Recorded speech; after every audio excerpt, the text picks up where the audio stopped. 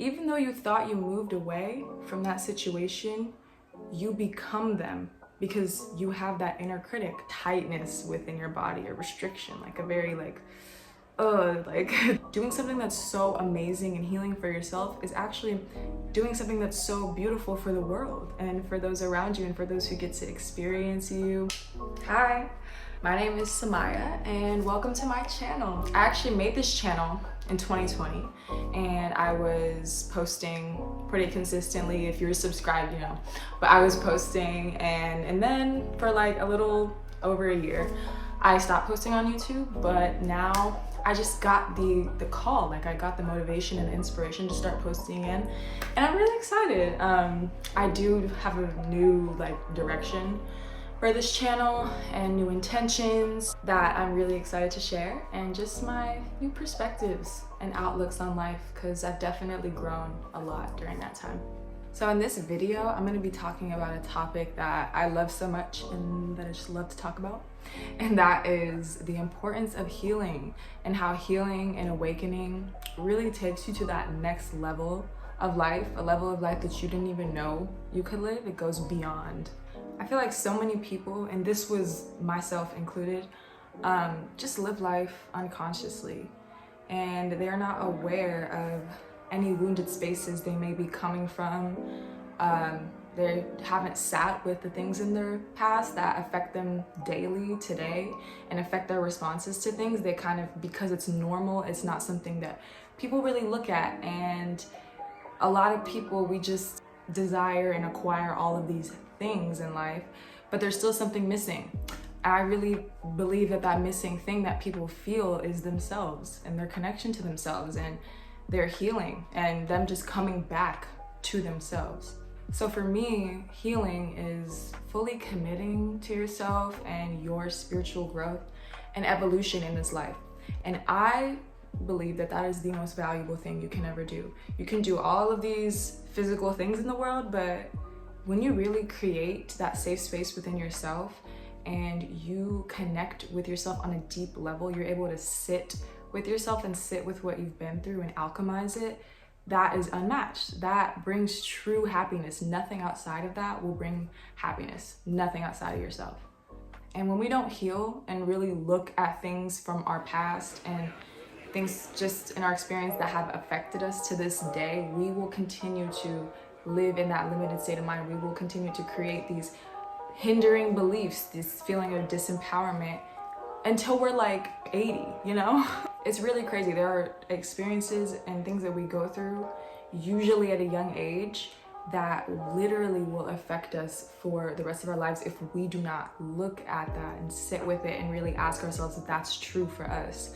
Looking at these wounded aspects of ourselves and really sitting with what is uncomfortable, sitting with the things that we've been putting off for years and years and years, what you don't want to feel, actually sitting with it. First of all, this creates and builds trust with yourself. And when you start to build that level of trust with yourself, you connect with yourself on a deeper level. And also it just brings, which goes along with trust, but more self-awareness.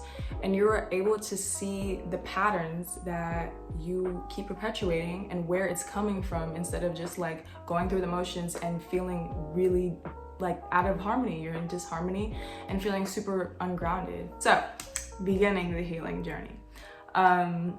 It really starts with you being real with yourself and diving deep into your past, diving deep into the experiences that affect you today and affect how you act, affect how you show up, affect your beliefs about the world and about yourself, about everything around you. Because truly, a lot of these toxic thoughts and beliefs and coping mechanisms that we've picked up aren't even our own. If you think about it, a lot of it is based on what we've been told.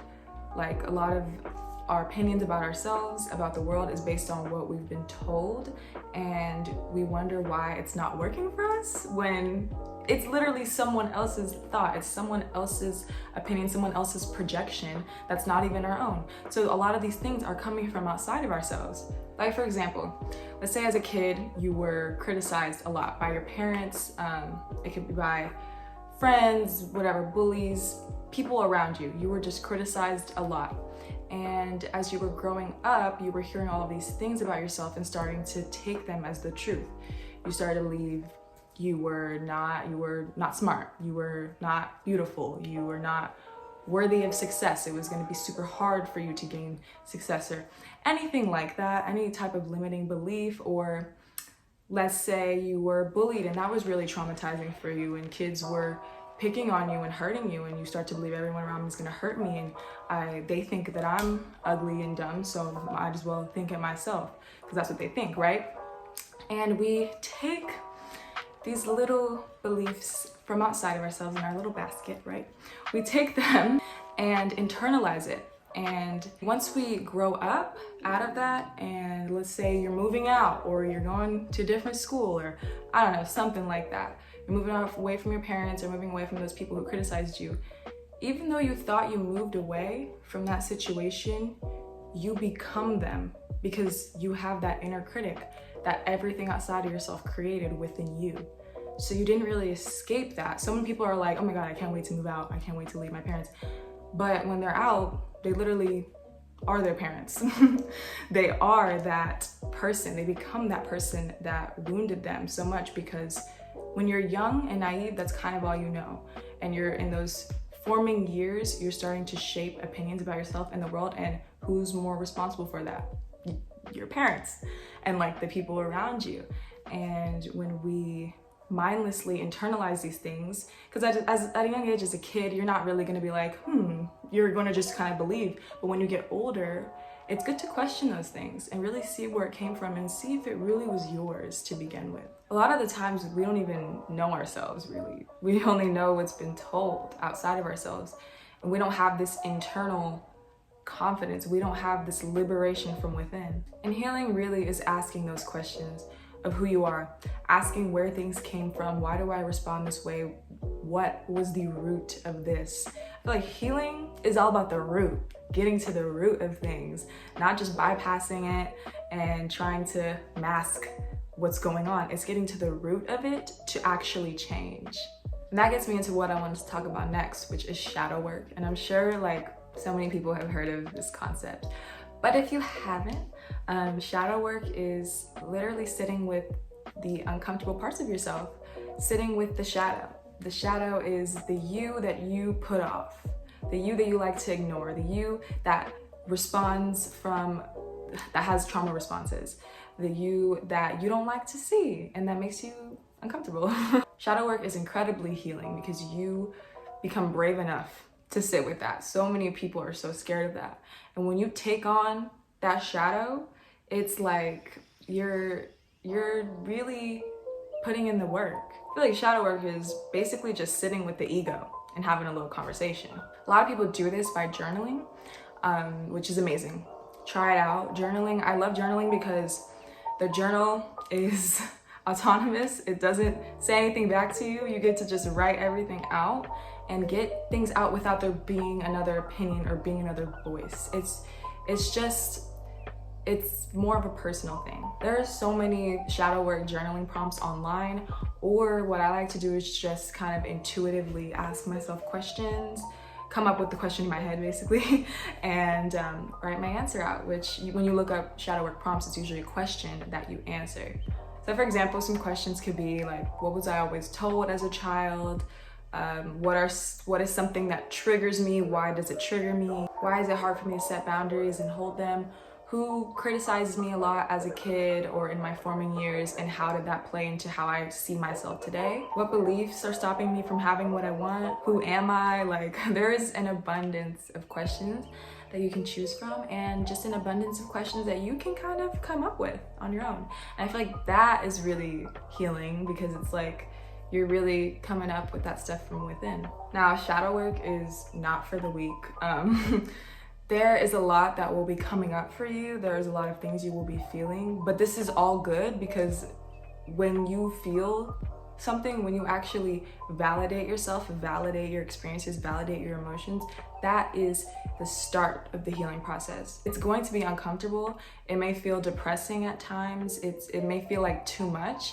And that's why I feel like there should always be a practice that you have that grounds yourself as well during the healing process. Definitely things like meditation, getting out in nature, any way that you can quiet your mind. My way is always meditation or being in nature, but that can be anything for you. It can be exercise, dancing, yoga. Yoga is one for me too. And just anything that makes you feel peaceful. A lot of these things are pent up and it'll feel like a tightness within your body, a restriction, like a very like a tight type of feeling. And it's definitely because of how long you have been holding these emotions in for. And when we kind of dismiss our emotions, dismiss how we feel, it just comes back stronger and stronger and stronger. And healing brings that out. So having something grounding that quiets your mind during this process of releasing and feeling is super, super beneficial, and it will be really good for your mental health, because it can feel like at times things are just crashing and falling apart. But it's because change is happening. Change is happening and change is on the way.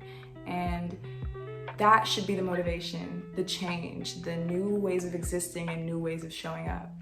When you are healing and awakening, you'll notice that you'll have just a different perspective on so many things, a different perspective on the world, a different perspective on the people around you. You might feel more disconnected from those around you, and that's completely normal. It's just some people around us serve certain versions of ourselves, and some people don't serve the version of ourselves that's working towards better things, working towards healing.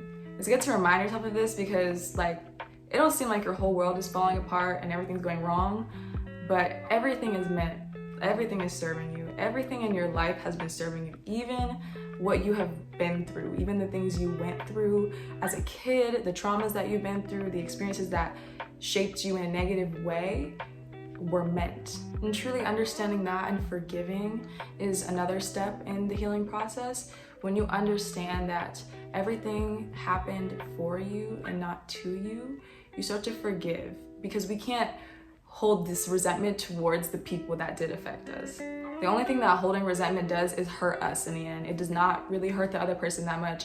It just hurts us, because when we think of that person, we get mad. When we see the person, we get mad. It's literally affecting our peace. Like, when I realized the things that I was going through in my life were actually purposeful and actually setting me up and helping me grow, that's when I had a different perspective. I realized that me hitting rock bottom, if I did not hit rock bottom the ways that I hit rock bottom, or if I did not feel a type of hurt, I wouldn't have gone further into myself, and I wouldn't have connected with myself on a deeper level. And another thing that helped me is realizing that until I heal from something, until I work towards healing, the lesson is gonna just keep repeating itself over and over again. The limiting belief about myself or about the world is gonna keep repeating itself over and over again until I change it, and until I work towards seeing that aspect of myself and really heal from it. All these limiting beliefs that were brought onto us by people around us or the world, obviously it hasn't been working for us because it's making us miserable. So might as well try to change it and try to really look at it and see where it comes from, because you literally have nothing to lose. So doing all that deep work eventually leads you to showing up differently. And that's your job. That is your job and your job only. I think it's super important to validate yourself and your experiences and what you've been through and feel all the feels, feel all the emotions.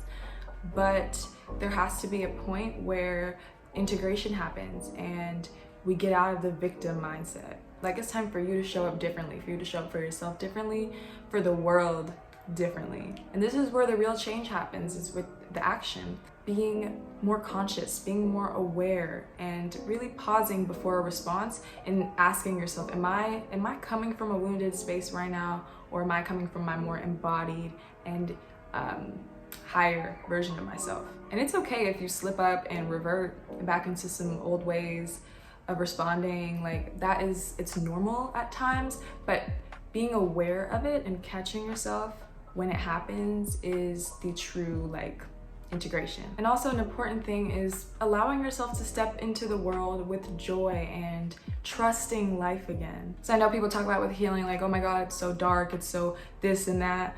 But no one ever talks about the stage where you begin to trust again. You begin to act in different ways. You begin to have this full reclamation of yourself. It's truly empowering and truly empowering to know that you can go beyond what you've been through. You can alchemize these situations. You can go beyond what you were told and come into a grounded sense of self. And that is why I say that I believe that healing is the most valuable thing that you can do in life. It's truly the most empowering thing you could do. Nothing in this physical world can bring you that much empowerment than yourself. And this is where true abundance comes. This is where true happiness comes from. It's when you start to attract better situations, better things, better people. So many people want abundance. So many people want to manifest things. So many people just want all these things, but they haven't even worked on themselves. They haven't even gone past their limiting beliefs of unworthiness. If you feel that you are unworthy of having things, how are you gonna get it? For me, I believe that working on yourself and healing comes first before anything. Before trying to get into a relationship, before trying to manifest all these things, that is what comes first. It's the foundation, and like I said, it's literally the root of all things. And when you work on healing yourself, that's you working on healing the world. I believe that everything starts with the self. How can you bring all of these beautiful and amazing things to this world if you are in disharmony, if you are not grounded? When we show up and do the work for ourselves, we're able to show up for the world and for those around us. We're able to be more open to love. We're able to be more receptive of love. We're able to give more love. We become more open and more compassionate people. And it's beautiful because doing something that's so amazing and healing for yourself is actually doing something that's so beautiful for the world and for those around you and for those who get to experience you and be around you and see your growth and see your light and all that. Healing is just a gift, and it's not for the weak. It's work, but it's valuable work, and it's just worth it. So that is pretty much everything that I wanted to talk about and just get off my chest and release in this video. Thank you so much for listening, and I'm just super excited to be creating content that just feels more true to myself. And so thank you for receiving it and for listening. I hope you have a beautiful, beautiful day or night wherever you are. And don't forget to subscribe and leave a like. And I will see you guys in the next video.